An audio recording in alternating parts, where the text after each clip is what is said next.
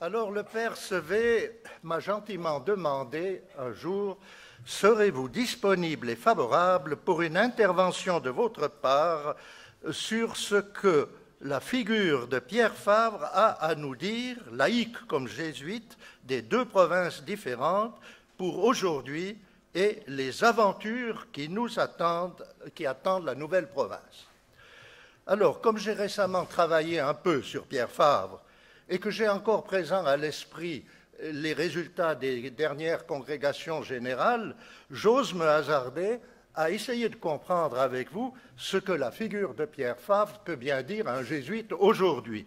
Mais quant à vaticiner sur les aventures qui attendent la nouvelle province d'Europe occidentale francophone, alors, n'étant pas prophète, je ne m'y hasarde pas.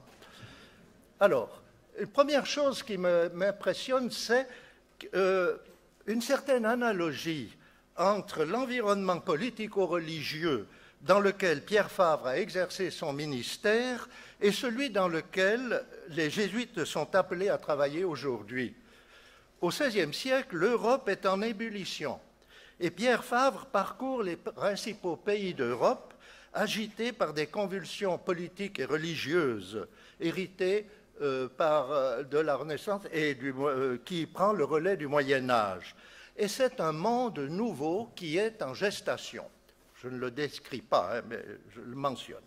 Et aujourd'hui, les jésuites sont appelés à exercer un ministère de justice et de paix au service des pauvres et des exclus dans un monde qui gémit et passe par les douleurs d'un enfantement qui dure encore. Je cite là la dernière congrégation générale.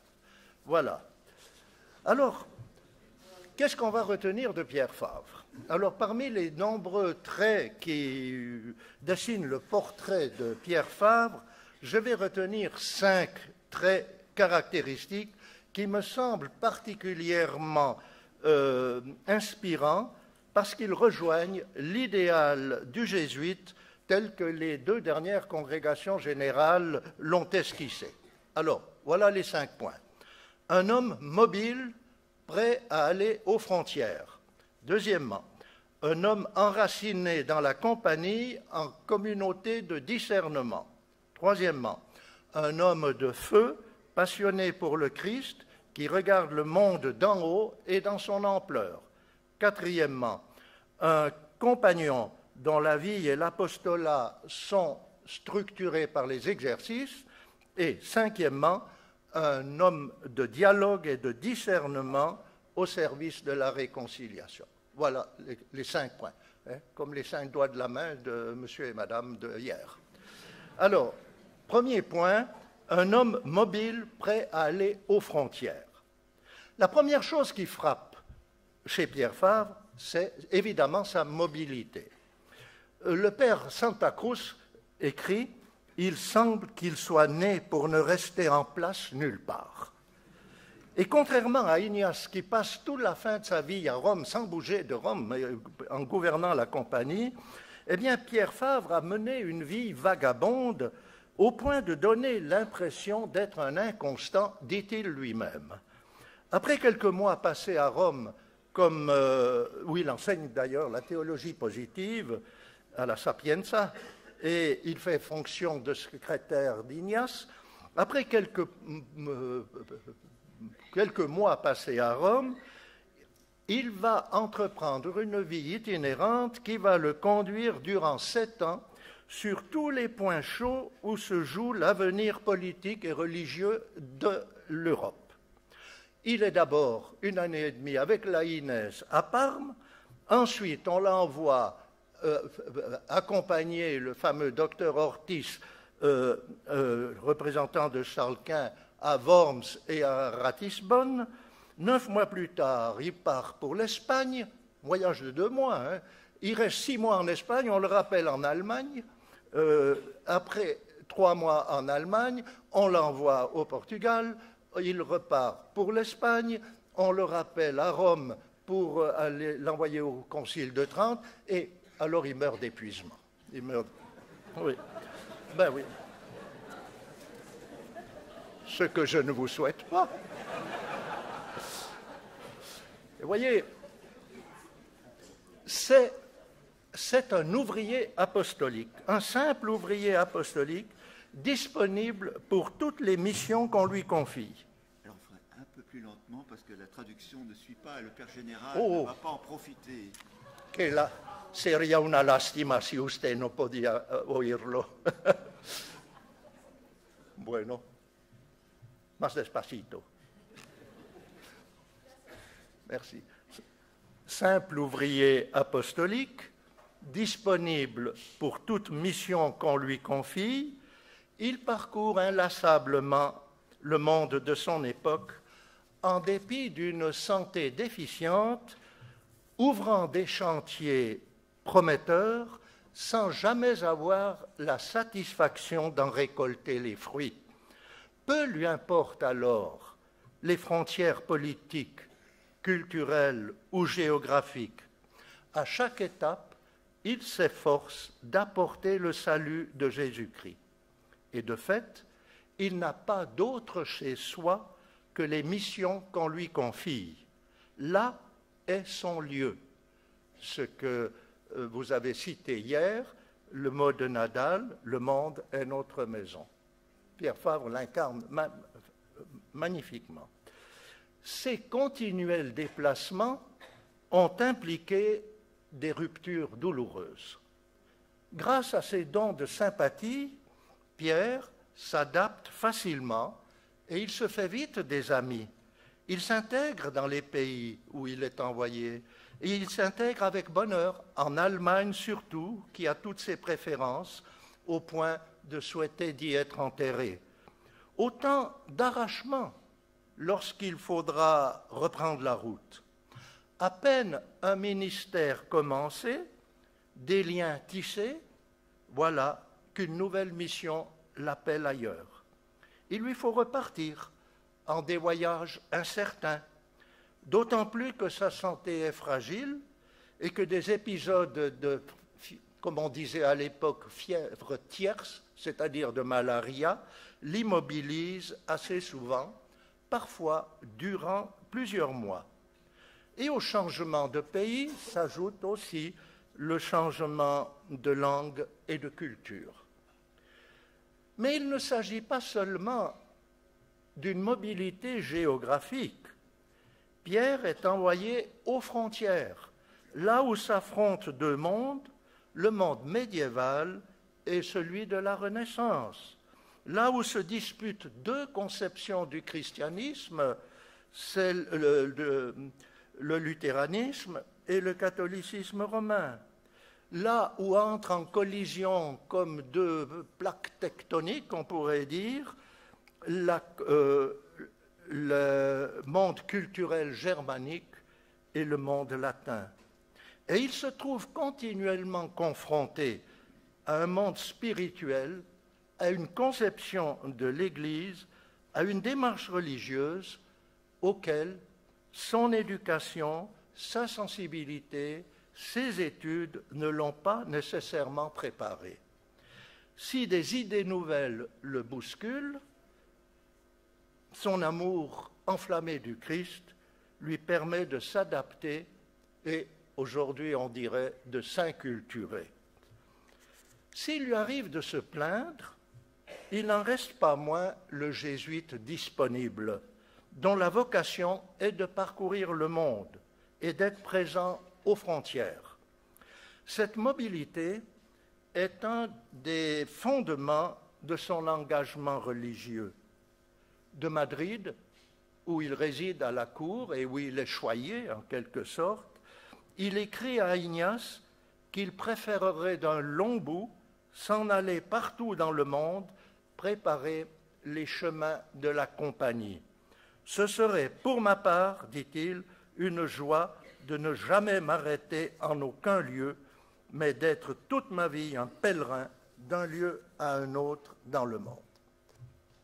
Alors je pense que c'est précisément au titre de cette mobilité que Pierre Fabre a quelque chose à dire aux jésuites d'aujourd'hui, et dans deux directions, dans celle de l'engagement apostolique et dans celle plus interne à la compagnie de la restructuration des provinces.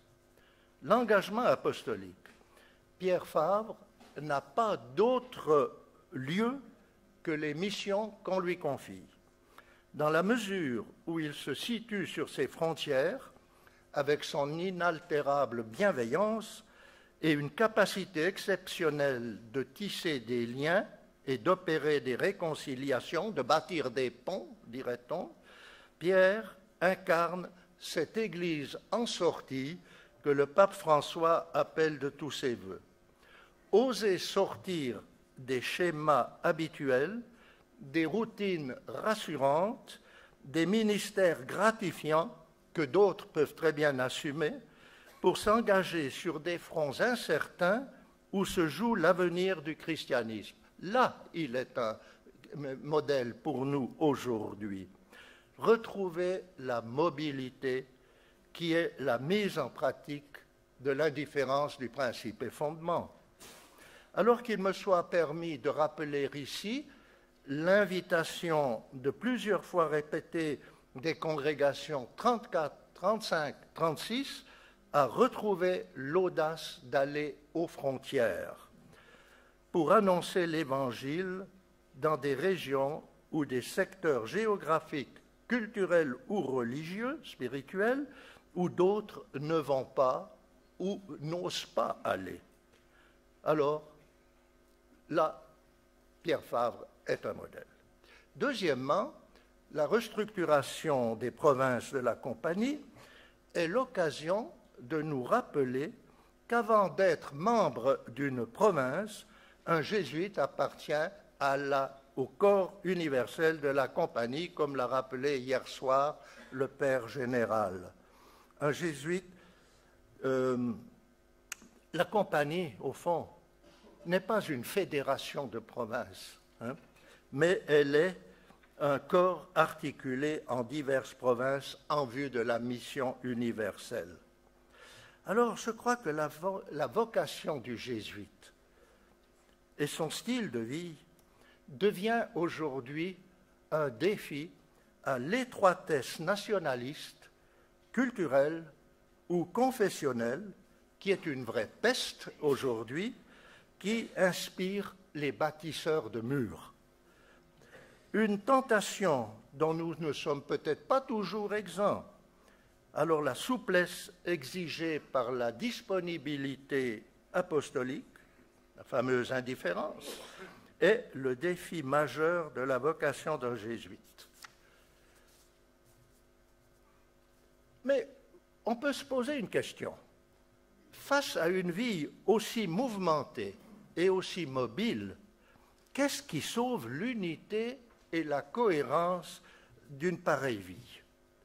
Alors je vois deux choses, ou je vous suggère deux choses. L'obéissance d'une part, et deuxièmement, une certaine conception de la géographie. L'obéissance. Tout en se déplaçant à travers l'Europe, Pierre reste ancré dans son premier et unique choix, celui de travailler à la mission du Christ, là où on aura besoin de ses forces. Et il ne se déplace qu'au nom de l'obéissance, parce qu'il est envoyé par le pape ou bien par son supérieur. Dès lors, que ce soit l'Italie, l'Allemagne, le Portugal, l'Espagne, la Flandre, c'est toujours le lieu unique et toujours divers de sa promesse et de son obéissance. L'obéissance et la disponibilité ne lui ont pas toujours été faciles, surtout lorsqu'il était convaincu que les décisions des supérieurs étaient au détriment du travail apostolique entrepris. De tous les pays qu'il a visités, l'Allemagne a eu sa préférence. Et il était conscient de ce qui se jouait en Allemagne. Et il semble qu'Ignace n'était pas aussi conscient que cela. Et que Ignace va l'envoyer à la cour du Portugal et de l'Espagne et va l'arracher à l'Allemagne. Alors que de l'avis de tous, même du nonce et du pape, sa présence aurait été beaucoup plus utile en Allemagne qu'à la cour. Alors, je ne résiste pas au désir de vous lire ce qu'il écrit lui-même à des scolastiques, en leur parlant de l'obéissance. Là, je le cite.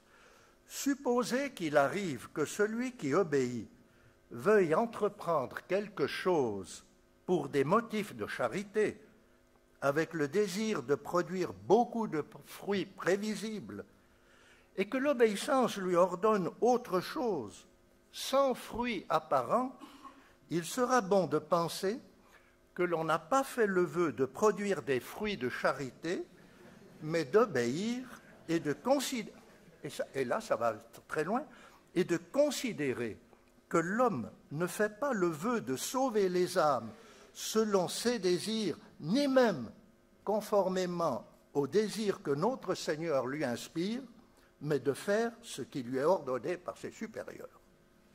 Hein? Ça va loin. La deuxième chose qui donne de la cohésion à sa vie, c'est la géographie. Une géographie spirituelle. Si Pierre Favre parcourt des régions géographiques aussi diverses que l'Italie, l'Allemagne, la Flandre, la France, l'Espagne, le Portugal, et qu'il se trouve impliqué dans les turbulences politico-religieuses qui agitent l'Europe, il évolue toujours dans un monde supérieur, dans une sorte de géographie spirituelle qui unifie sa vie et la sauve de la dispersion. C'est à partir d'en haut, en suivant le mouvement descendant de l'incarnation, qu'il aborde les personnes et les événements. Pour lui, chaque personne, chaque événement a son prolongement dans le ciel. C'est ainsi qu'il vit dans un monde où les saints, les anges, les bons comme les mauvais, Dieu, le Christ, entrent en action. Et c'est à partir d'eux qu'il vit toute situation et toute rencontre. Alors, au gré de ces déplacements, il rencontre les saints locaux et les anges protecteurs des pays, des régions et des villes qu'il parcourt.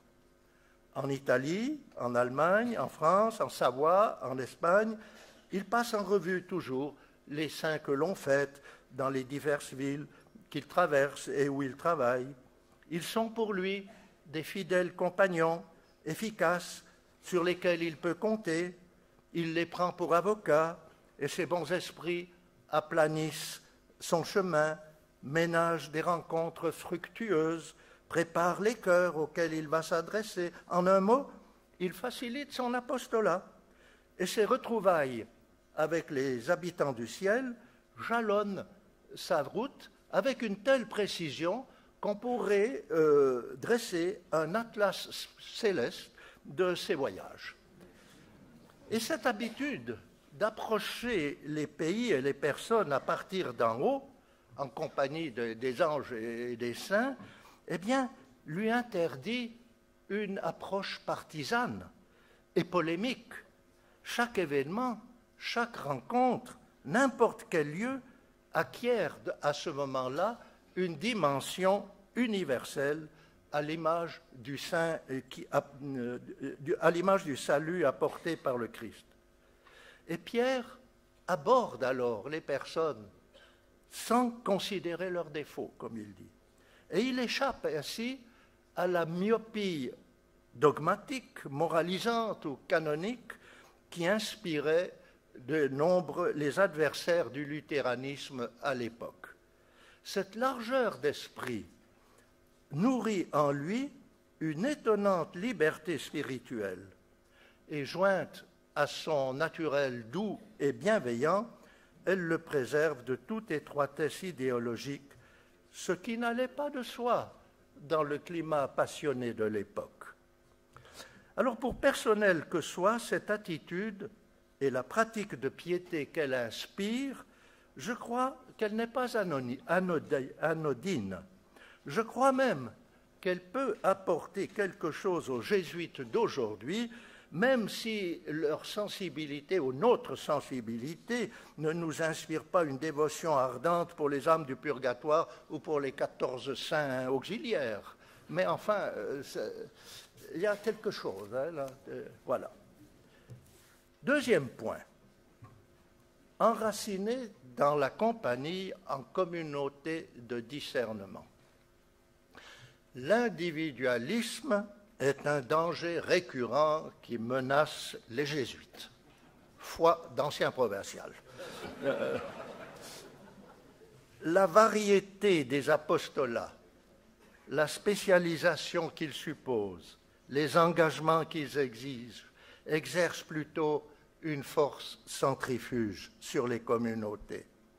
Prenant acte de cela, la 36e congrégation a rappelé, je la cite, « Si nous oublions que nous sommes un seul corps lié ensemble dans le Christ, nous perdons notre identité de jésuites et notre capacité de témoigner de l'Évangile. C'est notre union les uns avec les autres dans le Christ qui témoigne de la bonne nouvelle plus puissamment que nos compétences et nos capacités. » 36e congrégation. Alors, à une époque d'individualisme et de compétition, il nous faut nous rappeler cela.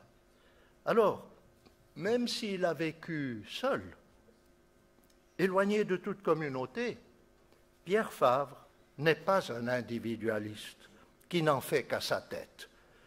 Son appartenance au corps de la compagnie n'a rien de platonique.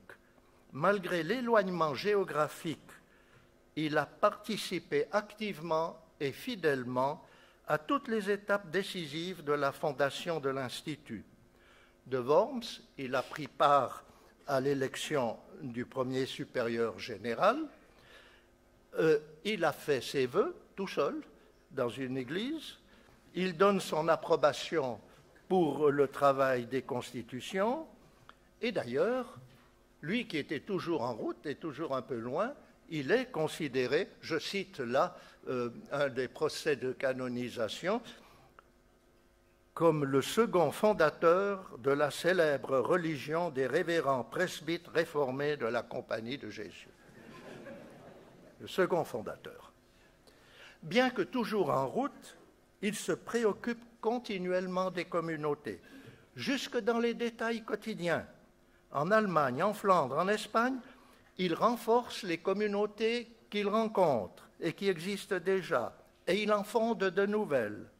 Dès qu'il rencontre des personnalités influentes dans l'Église, dans la politique, dans l'enseignement universitaire, il leur parle avec passion de la vocation de la compagnie, de sa conception de la vie religieuse, de la gratuité de ses ministères, de ses projets apostoliques, en un mot, de notre manière de procéder. En Espagne, où des ragots malveillants circulaient encore sur le compte d'Ignace et des premiers compagnons, il dissipe les malentendus. Uni aux compagnons de Rome, il prend part à toutes les grandes étapes de la compagnie, par exemple à des campagnes de messe pour l'approbation de la compagnie. Enfin, il est présent à ces... Voilà. Et alors, comment est-ce qu'il restait en relation avec ses compagnons? Eh bien, il garde le contact en multipliant la correspondance écrite. L'affection qu'il porte à ses compagnons, l'intérêt qu'il a pour leur apostolat, aiguise son impatience à recevoir des nouvelles des différentes communautés. Il insiste pour qu'on lui écrive régulièrement de Rome et qu'on ne le laisse pas sans nouvelles. Et l'absence de nouvelles de leur part est ressentie comme une pénitence, comme un châtiment non mérité, comme un vrai carême, dit-il. Et si une lettre longuement attendue arrive, alors voilà que le ciel s'éclaircit et c'est une petite fête pour lui. Et lui est fidèle à écrire régulièrement à ses confrères pour leur donner des nouvelles, pour expliquer ce qu'il vit. Il partage leurs épreuves, leurs difficultés, lorsqu'ils sont éprouvés ou lorsqu'ils sont en crise. Il multiplie les signes d'amitié, il intensifie la correspondance tout en s'abstenant de porter des jugements. Et au cours de ses voyages, il ne manque jamais de visiter les familles de ses confrères. En Espagne en particulier, il va dans la famille de Laïnes, il va chez Salmeron, il va un peu à droite à gauche chez les confrères. Voyez, pour lui, ça c'est intéressant, le centre et l'axe de la vie religieuse dans la compagnie, c'est la charité. Et il s'en explique dans une très longue lettre, un peu style instruction, adressée à Alfonso Alvaro, un chapelain des infantes qu'il avait suivi en Allemagne et qui est entré dans la compagnie. Alors, la 36e congrégation a rappelé que chacun de nous doit constamment désirer que son travail apostolique soit stimulé et soutenu par l'encouragement des confrères, au risque de s'évanouir sinon. La communauté est le lieu privilégié de discernement apostolique, ce qui suppose échange, partage, conversation spirituelle. Et à l'époque de Pierre Fabre, la correspondance assurait l'échange. Aujourd'hui, la mobilité, la facilité de déplacement, les moyens de communication, les réseaux sociaux, tout cela permet alors d'intensifier et de multiplier la relation. Et puis, il y a deux traits que j'aimerais souligner, puisqu'ils concernent un peu ce que le Père Général a rappelé hier soir, c'est qu'il avait son amour de la compagnie et son insertion dans la compagnie s'exprimait aussi à travers son souci des vocations et des scolastiques. Il se préoccupe des vocations, où qu'il aille, il cherche à gagner de nouveaux compagnons. Alors le charme de sa personnalité, le rayonnement spirituel qu'elle dégage, l'enthousiasme avec lequel il parle des projets attire les prêtres et des jeunes étudiants. Il ne parle pas tellement de la compagnie comme d'une glorieuse institution, en tenant des propos triomphalistes, comme ça nous arrive parfois, mais en exposant l'idéal spirituel et apostolique qui anime les compagnons. Et il recrute le plus largement possible, parfois un peu trop largement. Quand il envoie des scolastiques à Coïmbre pour se former, des jeunes qu'il a récoltés en Allemagne ou bien en Flandre, il envoie tout. Et puis alors il écrit à Rodriguez, il dit « Oui, écoutez, moi je ratisse large, vous ferez le discernement, puis si ça ne va pas, vous nous les renverrez. » Oui. Et puis alors il reste très très proche des candidats, des jeunes candidats et des scolastiques. Il leur écrit régulièrement des longues lettres, il suit leurs études, il suit leurs progrès, et il se met en cause lui-même, il parle de sa propre expérience, de comment il a fait lui-même ses études, comment il se débrouille dans la vie spirituelle, et il se met lui-même en cause, et il exerce tout un ministère d'amitié auprès de ces jeunes en formation. Dans une lettre, plutôt dans un post-scriptum, d'une lettre adressée à Ignace au moment où il va quitter l'Espagne pour le Concile de Trente, il donne la mesure de son amour de la compagnie. Il écrit « Plaise à notre Seigneur que la compagnie soit déjà établie partout dans le monde et que j'en sois le visiteur général, ou, sinon, que notre Seigneur et votre révérence m'ordonnent d'aller dans les villes et les lieux où il faudrait établir la compagnie ou une partie d'elle, comme qui va fonder des résidences tout en désirant ne pas s'y fixer ni s'y reposer. » Voilà. Troisième point. Un homme de feu, passionné pour le Christ et formé par les exercices, qui regarde le monde dans son ampleur. le réalisme de l'incarnation. Au-delà des saints et des anges qui l'accompagnent, bien sûr, il y a le Christ. Et c'est à partir de lui que Pierre regarde le monde dans lequel il vit et auquel il est envoyé. Formé à l'école des exercices, c'est le Christ incarné qu'il rencontre et qu'il veut suivre. La vie de l'Église, les tâches quotidiennes, les rencontres ordinaires et communes, les situations inattendues ne sont plus perçues comme une simple occasion de service, mais elles sont le lieu d'une présence active et bienfaisante qui ne cesse de se donner de la manière la plus concrète et la plus charnelle. Pierre y voit la manifestation de l'humilité infinie du Christ. Et c'est surtout la démarche proposée par les exercices pour la contemplation de la vie du Christ qui caractérise sa compréhension du mystère de l'incarnation et, partant, de son rapport au corps. Mobiliser tous ses sens pour voir, entendre, sentir, goûter, toucher ce qui vient, disent et font, pour ce que vivent, disent et font les protagonistes des divers récits évangéliques, cette application des sens à la vie spirituelle et apostolique est habituelle chez Pierre, d'où l'usage fréquent qu'il fait des images et des métaphores, surtout celles qu'il tire des travaux des champs et des produits de la campagne. Là, on voit l'ancien paysan. Et il a un rapport au corps qui est assez surprenant. Pour lui, le corps est l'instrument providentiel donné par Dieu pour permettre à l'esprit de concrétiser ses inspirations dans la réalité quotidienne. Aussi, comme le Christ, il veut venir en aide à beaucoup.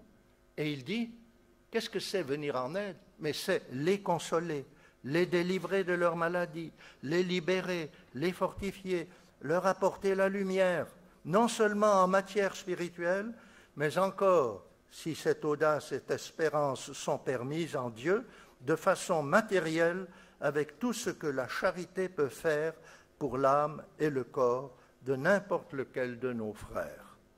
Cette compréhension réaliste et charnelle de l'incarnation caractérise sa conception de l'apostolat. Il s'efforce lui-même de former des pasteurs qui aillent à la recherche des âmes, qui les visitent personnellement, qui voient de leurs propres yeux, touchent de leurs propres mains, entendent de leurs propres oreilles tout ce qui concerne les âmes et le culte divin. Alors, au premier jésuite belge, je crois, Wischhafen, là, Cornelius Wischhafen, qui était un brave prêtre qui était spécialiste pour chanter l'Évangile. Et il avait une très belle voix, il faisait plaisir à tout le monde, et il chantait plusieurs fois dans son église l'Évangile au cours de liturgie qui attirait du monde. Et Pierre Fabre lui dit, écoute, il y a mieux à faire. Il y a mieux à faire que de chanter l'Évangile, c'est de le pratiquer et de le vivre avec ton corps et tes sens. Et donc, viens avec nous. Oui. Inutile de dire que le chapitre n'était pas très content et il a fallu des ruses de la part de Pierre Fabre pour apaiser les chanoines et pour emporter Cornelius Wischhafen. Vous voyez, action et contemplation marchent de concert et se fécondent mutuellement. La foi et la charité se soutiennent et s'authentifient. Et il le constate en lui-même. L'amour de Dieu le pousse à communiquer avec le prochain et le souci du prochain augmente en lui l'amour de Dieu. Alors il est bien conscient que les grands et véhéments désirs qu'il habite restent stériles aussi longtemps qu'ils ne passent pas à l'action. Plus encore, c'est précisément au moment des difficultés que se manifeste le vrai esprit qui pousse à l'action. Dans l'amour du prochain, il écrit, dans l'amour du prochain, plus je suis lâche pour agir, plus je suis excessif dans mes sentiments. Je suis d'autant plus travaillé et tourmenté de désirs et d'attraits pour le salut et le progrès des autres que je corresponds moins au travail que je pourrais faire. Aussi m'arrive-t-il trop souvent de manquer à ma tâche au dehors et de surabonder en désirs et en sentiments au dedans. Hein? Voyez. Alors ici aussi, je crois que Pierre Fabre a quelque chose à nous dire.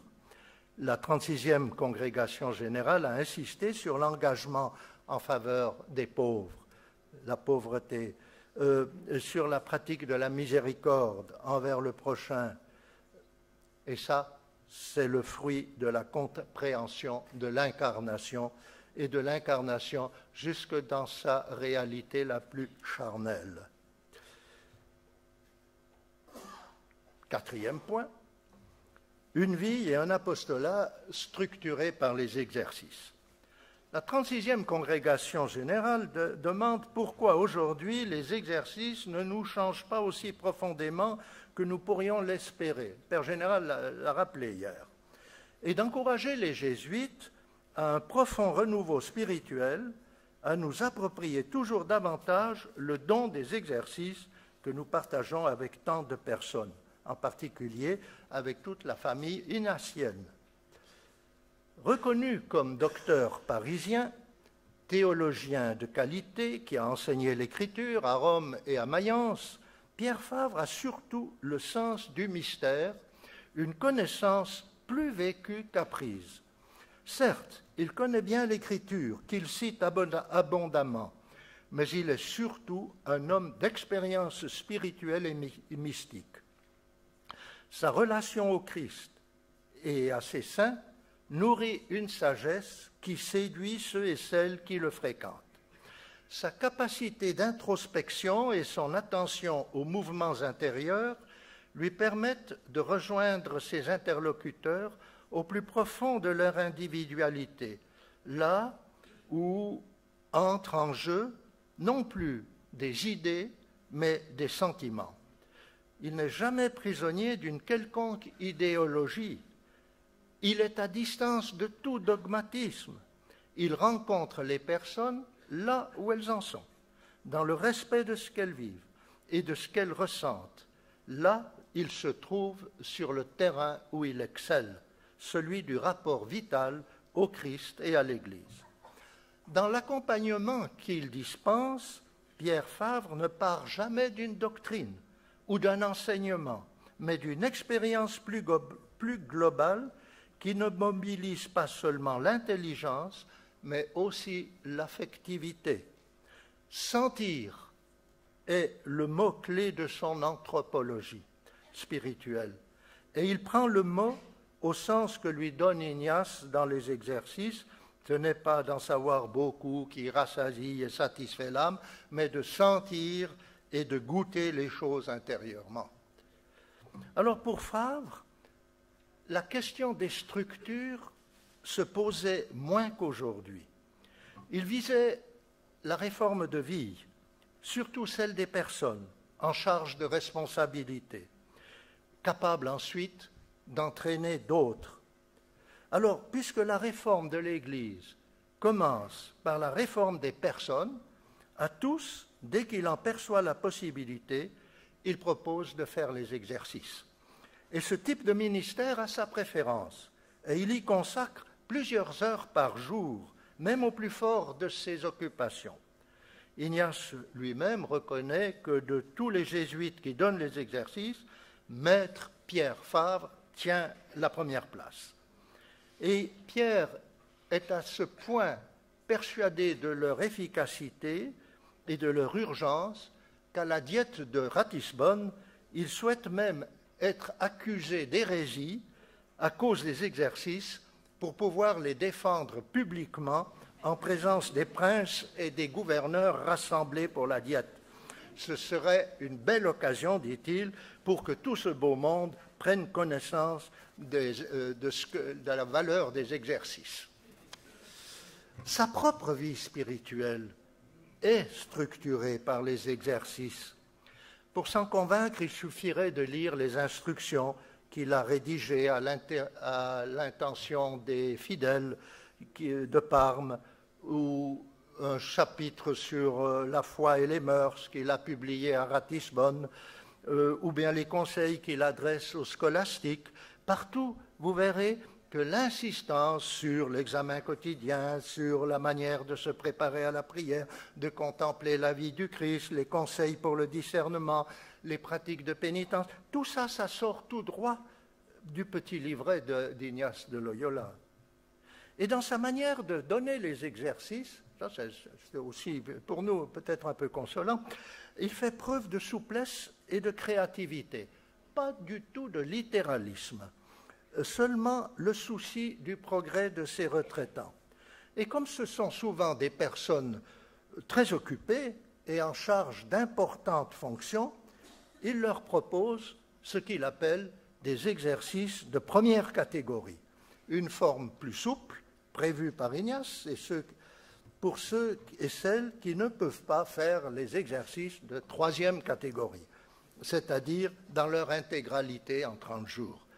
Et alors, peu importe si ces retraitants ne séjournent que quelques semaines à Worms, et puis qu'ils vont partir avec la cour après, au bout d'une semaine, ils vont partir à Ratisbonne, peu importe, ils commencent les exercices, et puis il dit on continuera plus tard, quand on se retrouvera à Ratisbonne. Et il s'adapte. L'important, c'est d'initier un chemin de conversion qui aboutit au moins à l'examen et à la confession. La suite du parcours est remise à plus tard. Alors, j'en déduis quelque chose ici. Que celui qui veut rejoindre une personne là où elle en est, pour l'accompagner dans sa recherche de la volonté de Dieu et l'aider à trouver son bon chemin dans la confusion des idées et des mœurs, celui-là doit accepter de quitter l'apparente sécurité de la doctrine et d'une attitude dogmatique pour se mouvoir sur une frontière à l'orée d'une terre inconnue.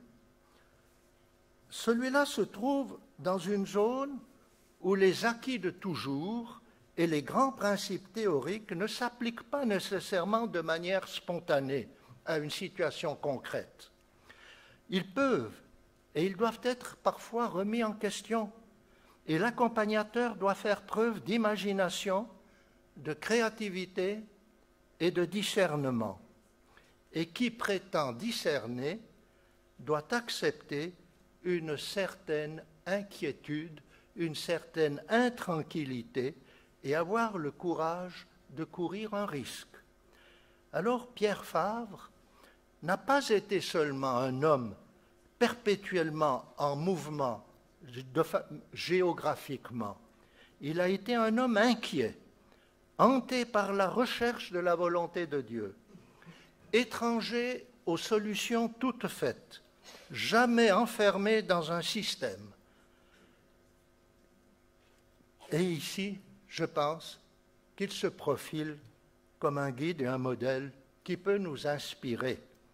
Sans cette inquiétude au cœur, sans un désir profond de faire du neuf et de changer le monde, l'apôtre reste stérile. Le courage de trouver des outres neuves pour le vin nouveau. Le pape François a plusieurs fois caractérisé Pierre Favre comme un homme dont le cœur est toujours en tension, un homme en recherche, animé de grands désirs qui ne le laissent jamais en repos. Et la dernière point, j'espère que je ne suis pas trop long, hein? Encore, ouais? Encore 5 minutes? Oh, ben vous êtes large, merci.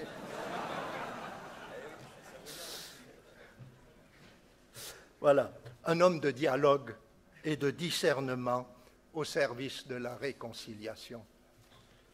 Reprenant une intuition de la 35e congrégation générale, la 36e congrégation générale à rappeler que la Compagnie est aujourd'hui appelée plus spécialement à participer à une œuvre de réconciliation dans notre monde brisé. Une triple réconciliation avec Dieu, les uns avec les autres et avec la création. 3 formes de réconciliation reliées entre elles et inséparables. Parce qu'il est surtout un homme de dialogue, Pierre Fabre est un guide particulièrement actuel pour l'exercice d'un ministère de réconciliation. Pierre a indéniablement un charisme personnel. C'est le fruit de son tempérament aimable et doux.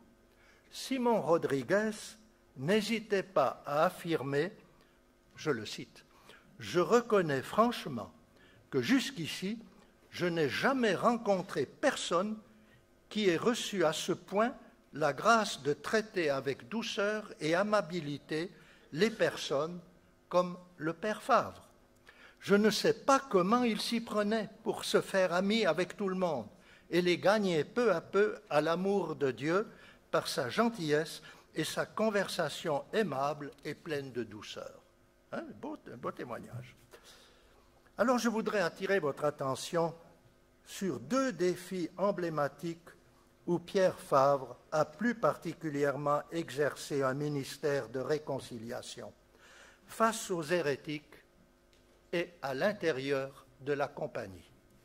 Face au luthéranisme, premier jésuite directement confronté à la Réforme, Pierre Fabre se trouve aux premières lignes où luthériens et catholiques romains s'affrontent avec violence et passion.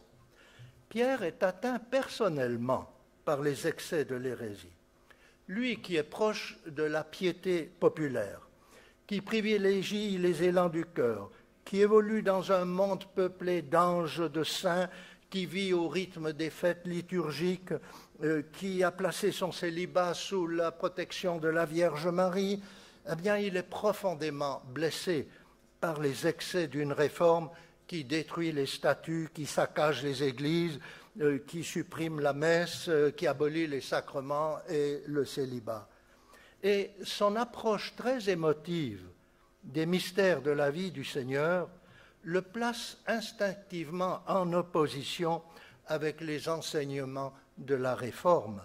Plus que d'une difficulté doctrinale, alors, il s'agit d'une incompatibilité d'ordre affectif.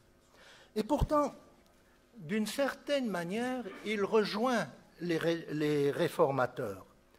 L'état du clergé à l'époque, la corruption, la simonie, le commerce des indulgences, les courses aux bénéfices, le persuadent qu'une réforme de l'Église est nécessaire et urgente.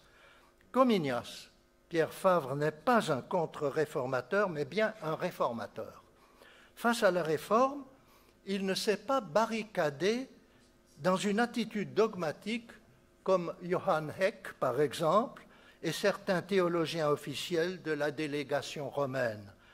Théologiens de terrain, plus que de laboratoire, de caractère irénique, il se sent plus proche de ceux qui sont conciliants, comme Gropper, Pflug, Helding et d'autres, et au débat des idées, il préfère toujours les rencontres personnelles, le dialogue, l'accompagnement des personnes et même des hérétiques. Et il veut les traiter. Il veut les traiter avec amour, douceur, cordialité. Il évite les controverses et tout ce qui pourrait les exaspérer.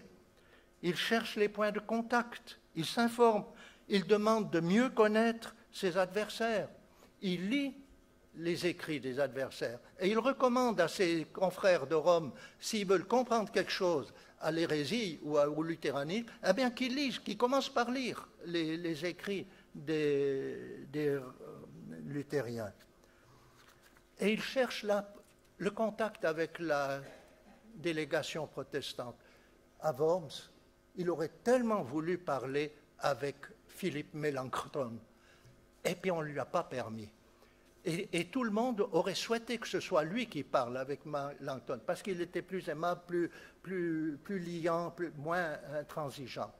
Mais le chef de la délégation catholique romaine de Granvelle ne lui a pas permis. Ils avaient peur de discussions latérales, si vous voulez, marginales. Bon, et ça, il ne l'a pas avalé. Pierre Fabre, il revient là-dessus je ne sais combien de fois dans sa correspondance. J'aurais bien voulu parler avec Melanchthon. On ne me l'a pas permis. Alors, on voit qu'il a été blessé profondément. Alors, pour terminer, là, je vais vous lire ce qu'il écrit à Laïnès. Laïnès, plutôt intellectuel, lui demande des conseils pour traiter avec les hérétiques. Et alors ça, c'est une des toutes belles lettres de Pierre Fabre, et une charte pour l'écuménisme, je pense. Il lui écrit « La première chose, je cite Pierre Fabre, la première chose est que qui veut aider les hérétiques d'aujourd'hui doit avoir beaucoup de charité à leur égard et les aimer en vérité, chassant de son esprit toute considération susceptible de refroidir l'esprit que l'on peut avoir pour eux. Deuxièmement, il faut les gagner pour qu'ils nous aiment et nous apprécient. On y parvient en conversant familièrement avec eux de sujets qui sont communs, en évitant toute discussion où l'un des partis pourrait donner l'impression de l'emporter sur l'autre. Il faut en effet échanger sur des sujets qui unissent plutôt que sur ceux qui révèlent des divisions.